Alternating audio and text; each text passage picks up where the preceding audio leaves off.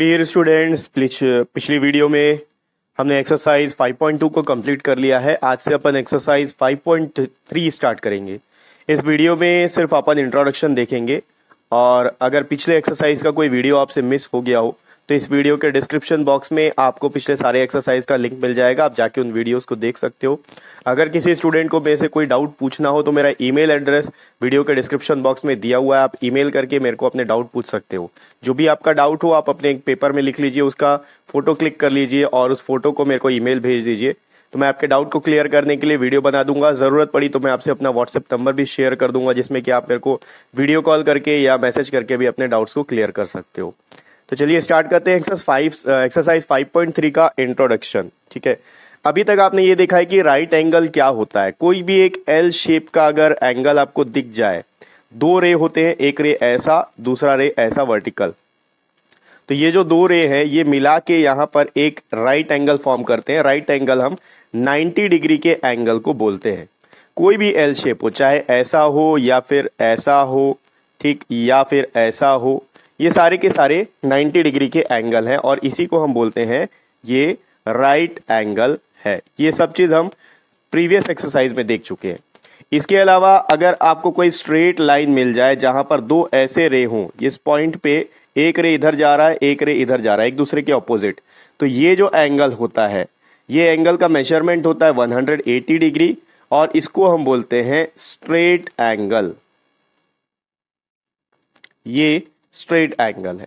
ठीक, तो क्या सिर्फ दो ही तरह के एंगल होते हैं, एक 90 डिग्री एक 180 डिग्री? ठीक है, प्रीवियस एक्सरसाइज में हमने देखा था तीन तरह के एंगल को। एक तीसरा जो एंगल होता है वो कंप्लीट एंगल होता है, यहां से ऐसा शुरू होके वापस यहीं पर खत्म होता है। इसका मतलब दोनों रे इसी डायरेक्शन में है और ये पूरा सर्कल जो बनता है इसको हम 360 डिग्री का बोलते हैं और ये होता है कंप्लीट एंगल।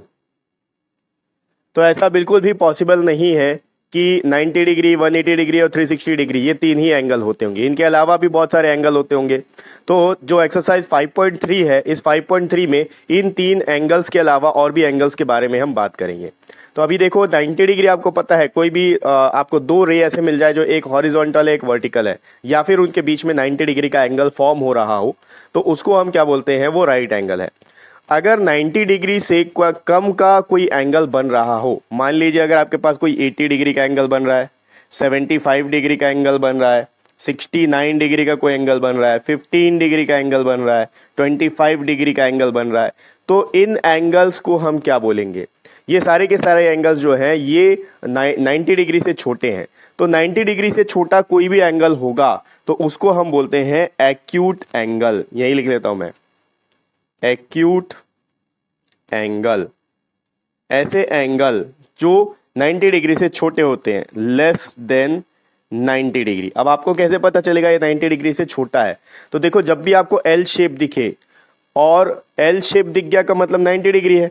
अब एल शेप से अगर छोटा है, मान लो दो रे इस तरीके से है, ऐसे एक रे इधर है, दूसरा जो रे है वो इसी रे की तरफ झुका हुआ है, या फिर यहां से ऐसे जा रहा है ये, या फिर ये, तो ये क्या हो रहा है, जो दूसरा रे है वो पहले रे की तरफ झुका हुआ है और बराबर 90 डिग्री नहीं बन रहा है, उससे कम बन रहा है, ये इधर जा रहा है। ठीक है, तो ये वाला एंगल हो या ये वाला एंगल हो या ये वाला एंगल हो या ये वाला एंगल हो, ये सारे के सारे एंगल 90 डिग्री से कम है और 90 डिग्री से कम जितने भी एंगल होंगे उनको हम एक्यूट एंगल बोलेंगे। ठीक, अब बात आती है कि 90 डिग्री से कम तो चलो ठीक है, ये एक्यूट एंगल हो गया, 90 डिग्री प्रॉपर है, ये राइट एंगल हो गया। अब अगर 90 डिग्री से बड़ा कोई एंगल है जो कि 180 डिग्री से छोटा है, मान लीजिए ये एंगल ऐसा है, ये तो आपका 90 डिग्री है। अब कोई एंगल है जो यहां पर फॉर्म हो रहा है ऐसे, ये वाला एंगल, तो ये एंगल 90 डिग्री से बड़ा हो गया। या फिर और आगे बढ़ा लो, ये एंगल भी 90 डिग्री से बड़ा है, और आगे बढ़ा लो, ये भी बड़ा है, और आगे बढ़ा लो। ठीक है, तो ये सारे एंगल्स जो है 90 डिग्री से बड़े हैं लेकिन 180 डिग्री से छोटे हैं। जब ये स्ट्रेट हो जाएगा ऐसे, तो ये जो एंगल फॉर्म होगा ये 180 डिग्री का होगा। तो 90 डिग्री से 180 डिग्री के बीच के जो एंगल होते हैं उनको हम बोलते हैं obtuse angle, OBTUSE, obtuse angle. इनका मेजरमेंट 90 डिग्री से लेकर 180 डिग्री के बीच में होता है। ठीक है, 90 डिग्री से बड़ा, 180 डिग्री से छोटा।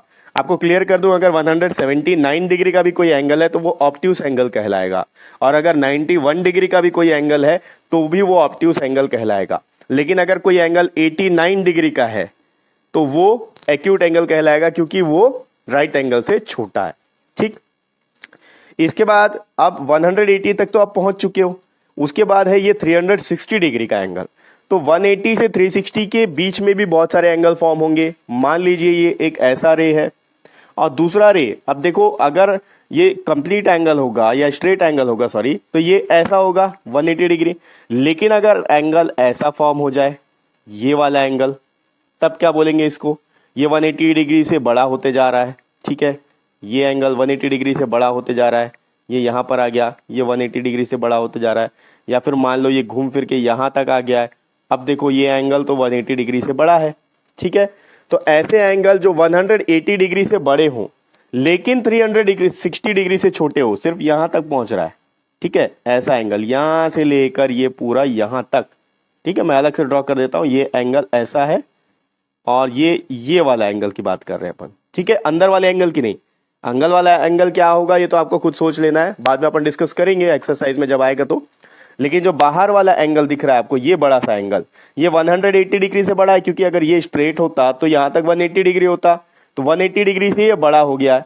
180 डिग्री से बड़ा है लेकिन कंप्लीट एंगल से छोटा है, 360 से छोटा है। अगर जाके मिल जाता तो 360 होता, तो 360 से छोटा है, 180 से बड़ा है। ऐसे एंगल को हम बोलते हैं रिफ्लेक्स एंगल। ठीक है, यहां मैं लिख लेता हूं, रिफ्लेक्स एंगल। कौन से एंगल होते हैं ये, जो 180 डिग्री से तो बड़े होते हैं लेकिन 360 डिग्री से छोटे होते हैं। इनके बीच का जो एंगल होता है वो रिफ्लेक्स एंगल कहलाता है। ठीक, इसके बाद जो चौथा एंगल है वो कंप्लीट एंगल है, जो 360 डिग्री का होता है। तो ये तो आपको पता ही है, जो यहीं से शुरू होकर पूरा कंप्लीट एक चक्कर लगा के वापस वहां पहुंच रहा है, तो उसको हम बोलते हैं कंप्लीट एंगल, और वो 360 डिग्री का होता है। ठीक है, तो यही चार चीज आपको याद रखना है कि एक्यूट एंगल जो होता है वो 90 डिग्री से कम का होता है, राइट एंगल जो 90 डिग्री का होता है, ऑब्ट्यूस एंगल जो 90 डिग्री से बड़ा होता है लेकिन 180 डिग्री से कम होता है। अब डिग्री की बात अगर ना करें और एंगल की बात करें तो राइट एंगल से बड़ा होता है और स्ट्रेट एंगल से छोटा होता है, उसको हम ऑब्ट्यूस एंगल बोलते हैं। अब स्ट्रेट एंगल से जो बड़ा हो यानी कि 180 डिग्री से जो बड़ा हो और कंप्लीट एंगल से छोटा हो यानी कि 360 डिग्री से कम हो, उसको हम क्या बोलेंगे, उसको रिफ्लेक्स एंगल बोलेंगे। ठीक, और जो प्रॉपर 360 डिग्री का हो जाए उसको हम कंप्लीट एंगल बोलते हैं। तो इन्हीं पॉइंट्स को आपको ध्यान में रखना है, बस इतने ही पॉइंट्स हैं। यही है इंट्रोडक्शन एक्सरसाइज 5.3 का।